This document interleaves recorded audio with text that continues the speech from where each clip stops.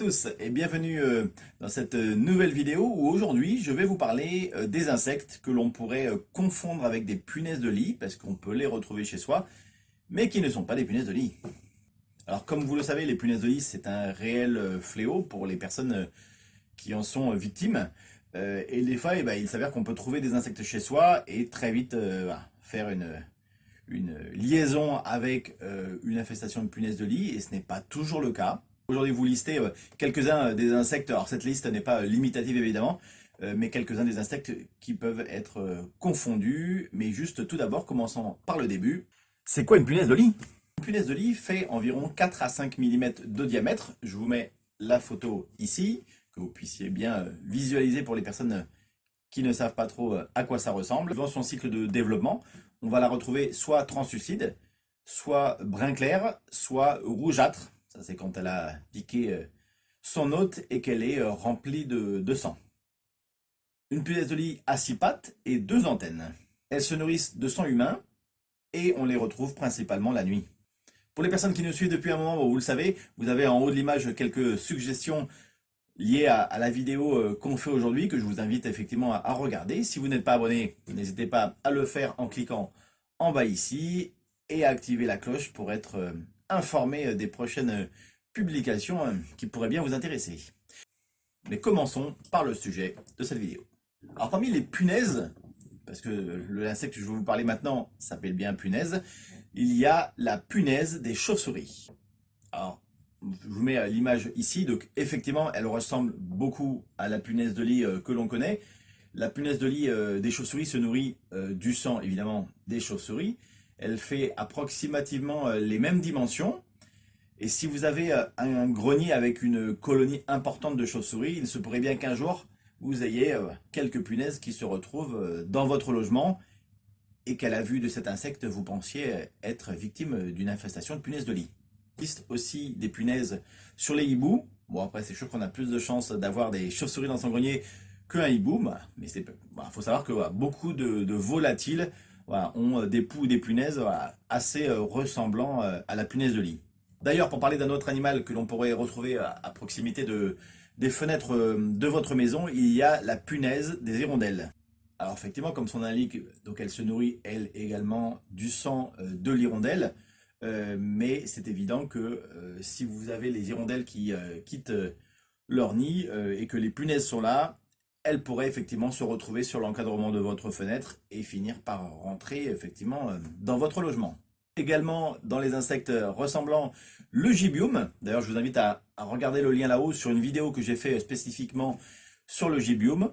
C'est pareil, c'est un insecte qu'on peut retrouver assez fréquemment dans des logements. Globalement, le gibium se nourrit de cacao, de farine, d'autres aliments et détritus alimentaires, tout ce qui peut être pareil, champignons et moisissures. Mais c'est vrai qu'on peut effectivement, moi il m'arrive effectivement déjà des fois de faire des traitements où vous en avez dans tout l'appartement et au premier appel, des fois les gens me décrivent un insecte ressemblant effectivement à une punaise de lit ou à un tic. Donc quand ils me parlent de tic, voilà, je me dis que c'est peut-être plutôt du gibium. Mais effectivement, on peut avoir peur de cet insecte-là. Alors c'est un insecte qui ne va pas vous piquer, hein. Et bien évidemment, ce n'est pas un suceur de sang, il mange que des aliments. Mais on peut rapidement confondre si on n'est pas expert en la matière. Si vous avez un doute d'ailleurs, un jour vous pouvez toujours rejoindre le groupe Facebook qui s'appelle Entraide Problème de Nuisibles. C'est un groupe dont je m'occupe. Vous pouvez mettre la vidéo et on essaiera d'identifier au mieux cet insecte pour pouvoir vous faire avancer et éviter de se faire peur s'il n'y a pas lieu d'avoir peur. Continuons notre liste. Il existe également le pou rouge. Donc le pou rouge va principalement s'attaquer aux volatiles. On peut les trouver dans un poulailler, une volière, une cage à oiseaux. Sa forme, on va le retrouver en tête d'épingle. Voilà, je vous mets la vidéo en haut de l'image. Il ne s'installe pas directement sur l'oiseau. Il se contente de lui sucer le sang la nuit et il repart se cacher comme la punaise de lit le fait également. Alors le pou rouge, attention, si vous avez un poulailler et que vous avez des poux rouges, vous pouvez vous en retrouver effectivement sur vous. Il peut effectivement vous piquer, mais il ne va pas s'installer sur vous. Voilà, mais vous pouvez effectivement avoir quelques piqûres, donc veillez à tout ça. Donc après, il y a des moyens de traiter effectivement le pou rouge, notamment avec la terre de diatomée. D'ailleurs, je vous mets le lien pareil dans les suggestions des vidéos.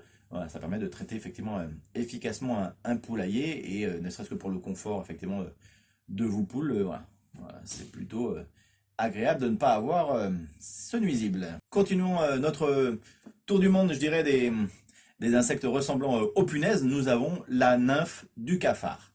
Je vous mets la photo ici. Donc les nymphes de cafard également, tout comme les cafards, aiment la chaleur et l'humidité et ils sont très actifs la nuit. Ils ont une couleur effectivement ressemblant globalement aux punaises de lit. La différence, c'est que quand même les cafards se déplacent beaucoup plus vite que les punaises. Et surtout qu'on va retrouver principalement les cafards dans tous les endroits où il y a des points d'eau ou les cuisines. Voilà, bien plus que de les retrouver dans une chambre, contrairement aux punaises. Nouvel insecte, le psoque. Ah, c'est quoi le psoque? Eh bien, on appelle ça aussi le pouls du livre. Toujours pareil, la photo que vous puissiez voir un peu à quoi ça ressemble. Donc le psoque, évidemment, peut devenir envahissant s'il y en a beaucoup. Ne vous inquiétez pas, il ne transmet pas de maladie. On va le retrouver principalement, comme son nom l'indique, sur les livres, mais également au niveau voilà, des papiers. Voilà, si vous avez une accumulation de papiers ou autre, on peut le retrouver ici. Si vous avez de l'humidité, c'est ce qui peut favoriser effectivement leur développement. Et des fois, quand vous en avez dans des chambres, on va le retrouver voilà, sous le matelas, au niveau des lattes du lit. Voilà, vous soulevez le matelas et vous allez voir voilà, plein de petits insectes qui se déplacent. Ce sont donc des psoques. Dernier insecte que l'on pourrait également éventuellement confondre avec les punaises de lit, c'est la puce. Alors la puce est beaucoup plus petite effectivement que les punaises de lit, mais on peut effectivement la retrouver effectivement dans un matelas, dans une chambre à coucher, voilà, sur le sol, et très vite être inquiété de ça. Donc je vous mets la photo d'une puce. Donc c'est un insecte qui se nourrit du sang humain, mais également du sang des animaux. À la base, c'est un petit peu ça. On la retrouve principalement quand même sur les chiens et sur les chats. Elle est bien plus petite qu'une punaise de lit et surtout, elle saute. Ce qui tout de même fait une différence significative avec la punaise de lit qui, elle, ne saute pas. Par contre, les puces, effectivement, peuvent transmettre des maladies. La forme de la puce est aplatie, mais plutôt verticalement, alors que la punaise, ça va être aplati horizontalement. Donc c'est très différent. Voilà. Mais si vous voyez un insecte qui saute, il n'y a aucun doute, c'est une puce, c'est pas une punaise de lit. Voilà, merci d'avoir visionné cette vidéo. Je vous dis à très bientôt pour de nouvelles informations utiles.